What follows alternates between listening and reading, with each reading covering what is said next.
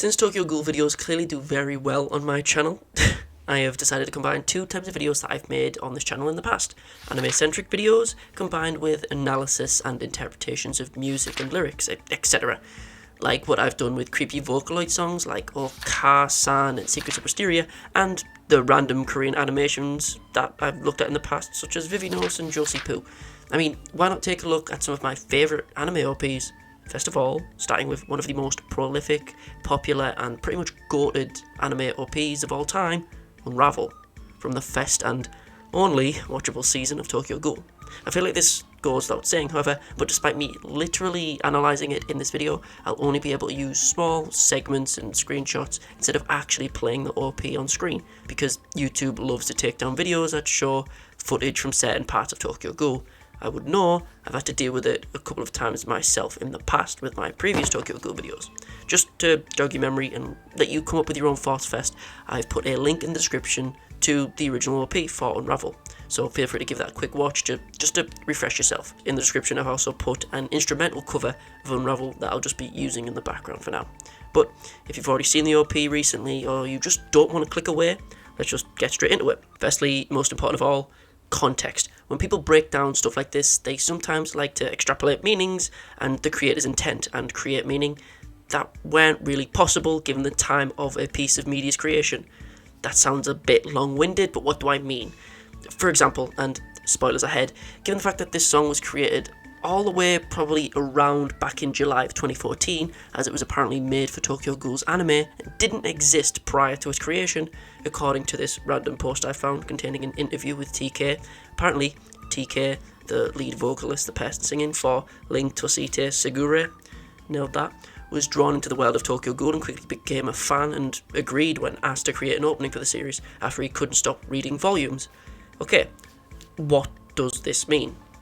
Well, it means that any meaning that we attempt to extrapolate from this opening, be it from the lyrics or the visuals, must be viewed through the contextual lens that Tokyo Ghoul's manga had not completed by this point. So any meaning we get from the manga will only make sense if it's from before around chapter 110, 120 at the latest. I mean, Re hadn't even started yet, which is weird to think about. The reason I feel the need to bring this up is so goofy people in the comments can't say that this song somehow references, spoilers, Kaneki's dragon, or Riza being revived, or Amon coming back as a ghoul, or anything like that. Anything we take from this must be from early to middle of Tokyo Ghoul. Yes, some of Tokyo Ghoul was obviously planned out ahead of time in advance, but I doubt everything was planned, so inferring meaning from any later than this is shaky, in my opinion. Just for context, at around this point in the manga, Edo was really fast, starting to show up a lot, and we got little flashbacks about Arima when he still had blue hair, as well as when Uta and Yomo were younger. We just finished the assault on Kanao's lab and the second fight with Orca, and we were in the midst of what's known as the Decision arc, so try and keep that in mind. Now, with that being said, as I stated previously, I can't really show this video in its entirety due to copyright reasons, so I'll use screenshots and manga panels to supplement this when necessary. And on top of that, the song is sung in Japanese. Obviously, I'll be using a translation of the song, and I'll be using the translation of the song from the subtitles on Crunchyroll. Why specifically the Crunchyroll version, you ask? Because there's so many goddamn translations of this song, it's not even funny. And each translation I found says something completely different. It seems that the lyrics that were chosen have very language-specific nuances that make it very difficult to translate directly. And that problem is made even more difficult when being translated into lyrics that actually make sense. So I chose this one simply due to the fact that it seemed to be the most prevalent, and Crunchyroll seemed like a more reputable source than DeviantArt for musical translations. That being said, the translations may be a little off as I don't speak Japanese, so take these interpretations with a good scoop of salt. One last final thing, the visuals. The visuals of this OP have been picked apart in this video by Mother's Basement from a while ago. Besides a couple minor things that I don't agree with, the video is overall sound when discussing the opening's visuals alone, without any analysis of the lyrics. Since I don't really like to go over already covered ground, in this video I'll be mainly focusing on the opening's lyrics, and will only really refer to the visuals when necessary, whenever the visuals and lyrics have some correlation. But if you want like a TLDR breakdown of the visuals on their own, in Unravel the core themes from a visual standpoint revolve around mirroring and reflections between two worlds, the seen world and the unseen world, the world of humans and the world of ghouls. Right, so Finally, with that out of the way, let's get nitpicky and speculative about the lyrics and visuals of this almost 10-year-old song. So, what do we hear and what do we see? We see Kaneki sitting alone, head slumped down, surrounded by a vast sky as he sits upon a body of water, reflecting a visage below him.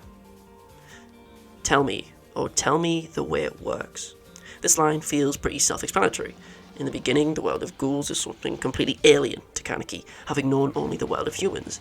He needs someone to explain and help him through this world. It seems pretty simple, this line. He is lost here.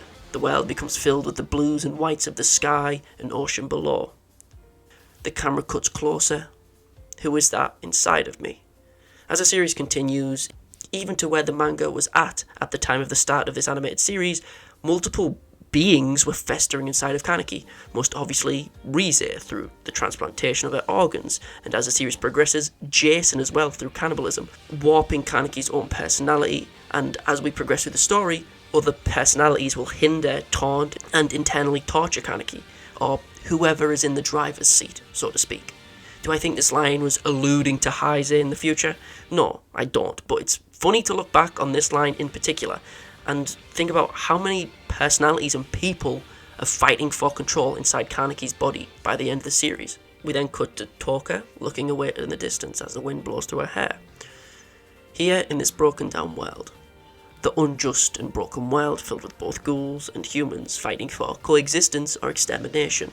This line seemingly is just referring to how the world is simply broken and unfair. A world all ghouls understand, like Toka shown on screen given the backstory with her and her father, and all ghouls that even get a little bit of focus in the series have some sort of traumatic backstory because of this broken world. The camera cuts to focusing on Riza now, facing towards the camera. You laugh without seeing a thing. This line could mean a couple things. It could be referring specifically to Riza, as she's on screen, laughing at Kaneki as she tortures him, as well as probably her other victims before eating them, or even just laughing at Kaneki from inside of his own mind, laughing about his tragic backstory. Or it could refer to the other ghouls laughing at Kaneki when he's trying to adjust to this new world. Like, once he first became one, what kind of ghoul won't eat human? Or it could be referring to how ghouls are treated by humans, both half-heartedly mocking them as well as fearing them, whilst not understanding them at all. The screen cracks as Riza looks towards the camera. We get a nice little montage of a large portion of the cast, along with the ghouls of the cast having their ghoulified/masked versions being shown. The cityscape looms in the background as the cracks begin to reform as the logo and title fade in. I'm just so damaged. I mean, if I had to use a single word to describe Kaneki, damaged fits uncannily well. Everything from his upbringing with his abusive mother, to the transplant with Riza, changing his life on a biological level, to the torture from Jason, causing him not only a change on a physiological level with his hair, nails, complexion, but on a psychological level too. And the word damaged matches Kaneki to a T. I mean, to reinforce this a little bit, Kaneki is on screen when this line is sung. We get another montage of the ghouls with their reflections from the buildings next to them, showing their true natures. I hold my breath. Freeze. I feel as if this line is hearkening to Kaneki's past life as a human. He attempts to hold on to his previous life, his friendship with Hide. He tries to freeze by working at Anteku, learning what he can about the world of ghouls, trying to learn how to feign eating human food, and by controlling his nature he can maintain and keep the life he once had. Or at least he hopes to.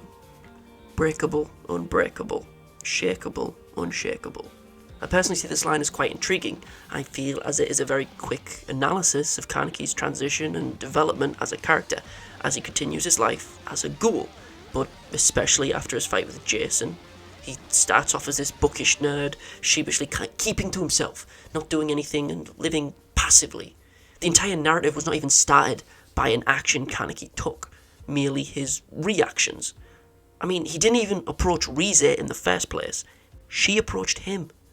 But as time progresses in Tokyo Ghoul, we see Kaneki become less and less like his former self. Besides the obvious, appearance-wise, he becomes colder and more sadistic in nature to reflect his trauma, becoming an eye-patched ghoul that can fight against most other ghouls.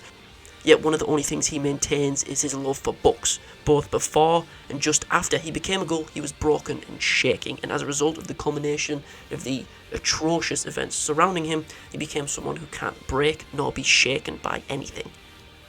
When I found you, it shook me. Some weird people with 20/20 hindsight may believe that this line may be referring to Toka in some way, referring to Kaneki and Toka's eventual romantic relationship, but let me remind you of what I mentioned before. Context. It wouldn't really make sense for something so early in the series' lifespan to be referring to something like that's right at the end of the series, or at least in the context of an opening and not the series itself. And given the fact that when this line is finished, Riza is on screen, I feel it's fair to assume that it's referring to her. Like, the point of no return, earth-shattering, shocking moment for Kaneki in his life, in my opinion, is him meeting Riza. But if you want to be contrarian, I guess Amon's there on screen. At a stretch, I suppose you could say this line, it was referring to him and Amon's two opposing yet aligned viewpoints, despite being on two different sides of the world, metaphorically speaking. There's a few different ways you could look at this line, I guess. In this twisted world, I'm gradually growing transparent and vanishing. The longer Kaneki is a ghoul, the less of a human he is. Just a further reinforcement of the previous lines. After his fated encounter with Riza, he became a ghoul. And the longer he stays on the path of being a ghoul, the more Kaneki acts like a ghoul, using his Kagane, eating humans, eating ghouls, taking damage and regenerating like it's nothing, the less human he becomes. He becomes a shadow of his former self, or if I were to phrase it another way, his former self begins to vanish. As this is said, Riza is on screen releasing her Kagane behind her, and in the midst of it we see spider lilies, which are very much iconographic, not just of this series but of many other. But in Tokyo Ghoul's anime at least, the most notable place we see them of all is Kaneki's transformation into accepting his new true nature as a ghoul, giving up on being human. In this moment, the previous Kaneki, the human Kaneki, vanished here. Don't look for me, don't look at me. I really like these couple of lines.